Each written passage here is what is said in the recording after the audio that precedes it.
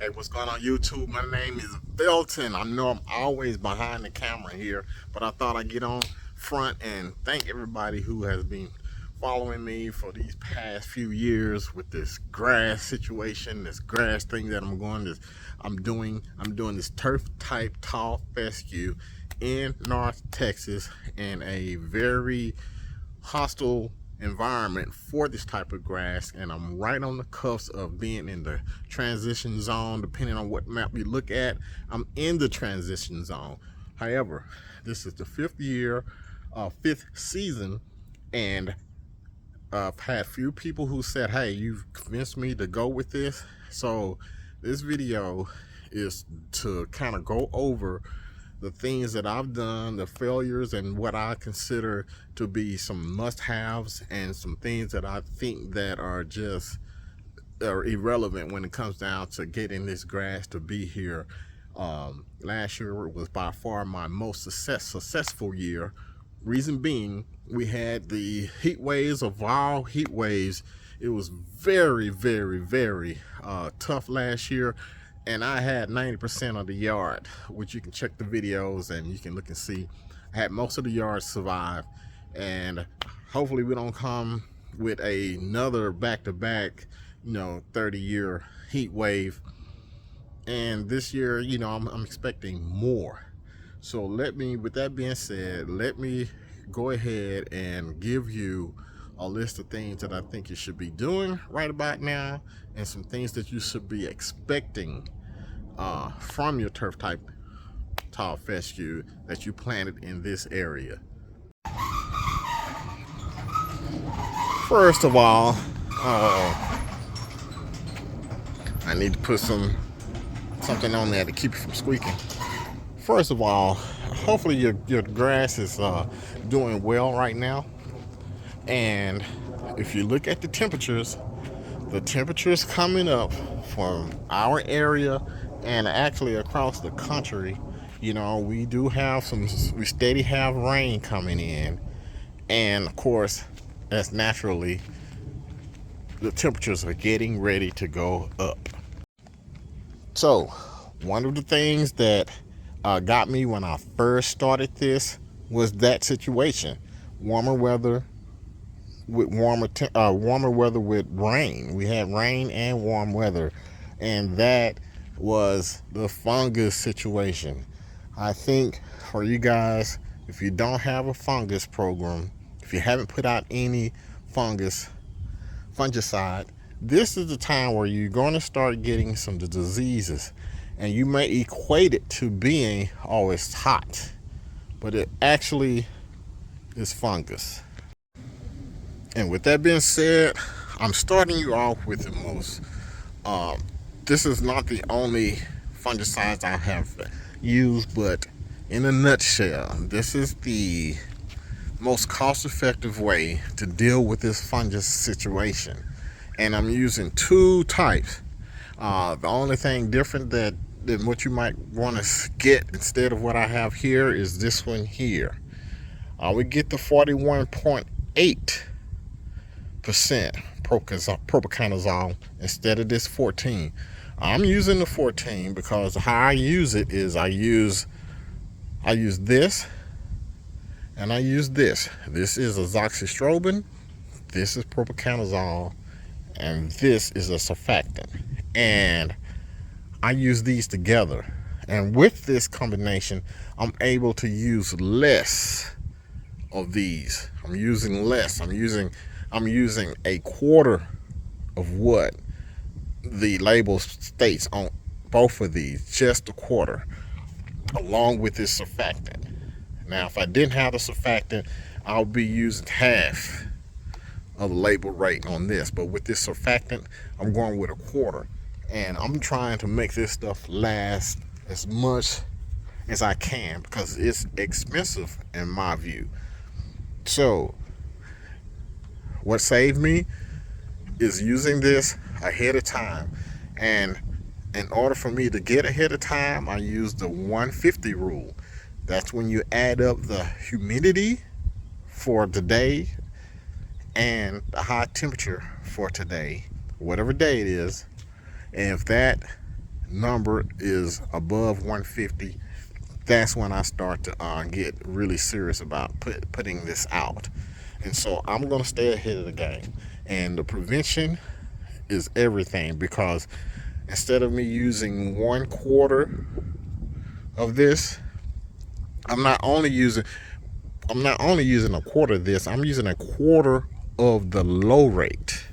The low rate. Now there's a high rate and a low rate. The high rate is for when you actually have the fungus. The low rate is when you are trying to prevent the fungus. So with that being said, my number one thing that you're going to have when you're trying to put a grass like that in this particular area or any area similar to ours, this is number one on the list. Now look at this. This is a good strand of St. Augustine. Look how it is. Look at the St. Augustine over there, and there's some Bermuda ground over there. And it is May, and it still looks like that, and it's been looking like that. Of course, this right here went dormant in November. A little bit October's.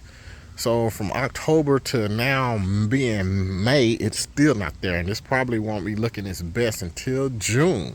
So add them up: October, November, December, January, February, March, April, May. That is a long time to have your grass down. Versus this grass, if you let it go during the summer, you only got 3 months of summer, and then you just redo it. Okay, y'all, let's talk about fertilizer. Look, at the beginning of the season, when it's cool, or that when the beginning season for this for me is the fall, I do use a high nitrogen synthetic fertilizer. I push that all the way through the spring, from fall to the next spring, headed up to summer. And then as I get into summer, I switch over from the high nitrogen, and I'm really going with this number here. I like to be around a 6 or 7. And you don't want to have your grass being pushed with high nitrogen going into the summer months, because it wreak havoc on it. It'll thrive. It will push the fungus, and your grass will stress out trying to keep up with that nitrogen that you're pushing it. So you want a little nitrogen, because you only want the bus idling with the AC on. That's all you want. You don't want the bus going down full speed. You don't want the gas. You don't want to be on the gas coming in the summertime. So it's really going to help drive the other nutrients that this lawn is going to need to get through the summer.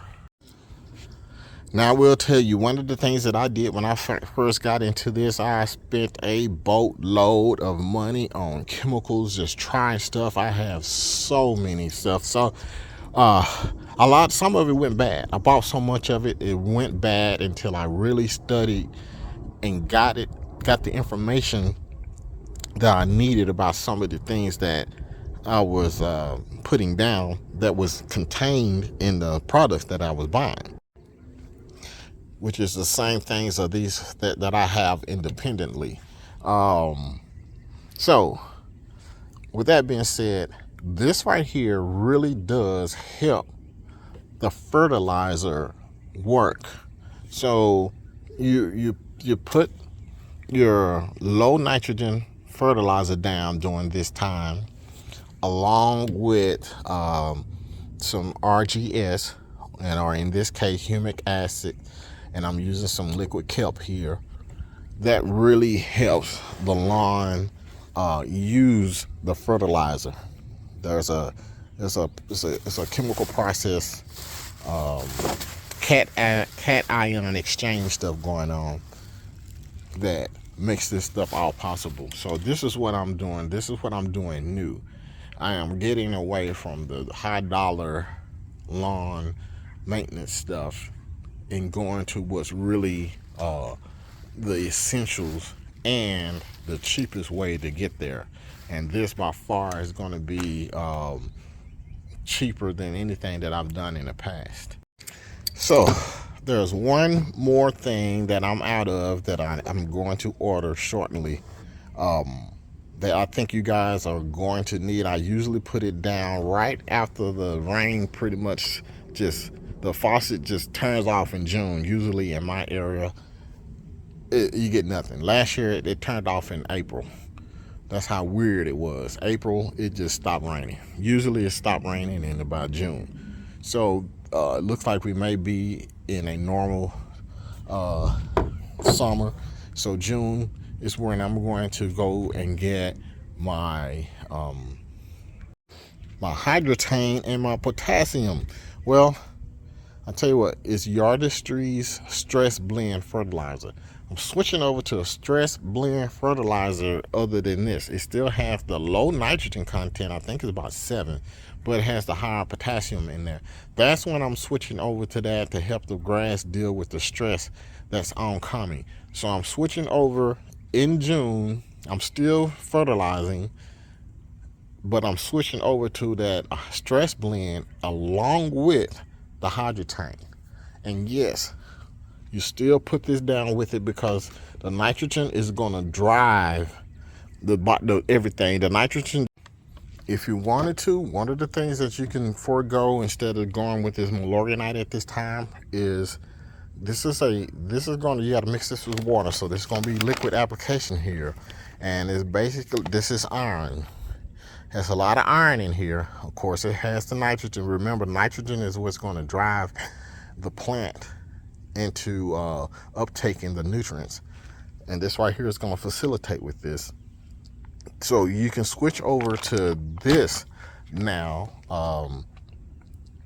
and put it in your lawn, and the extra iron that's off in here is going to really green up the lawn. And to give you guys an example, this Milorganite has iron. Part of the reason why it greens up is because the iron content in it. This has 2.5%. This is 10%. So if you really just want the green, you can switch over to something like this and put it in your lawn, and get you an extra green color with just enough nitrogen to keep the bus running.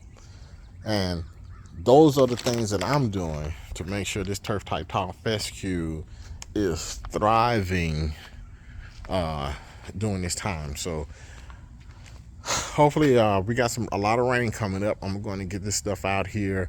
It's looking kind of cloudy. We may even get some today, but thank you again. My name is Velton, and behind me is my turf type tall fescue up in North Texas. And I really appreciate you guys for watching this video.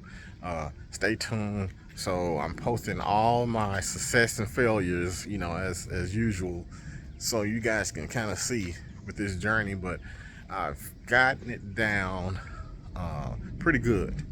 Thank you for watching this video, and what's up to everybody.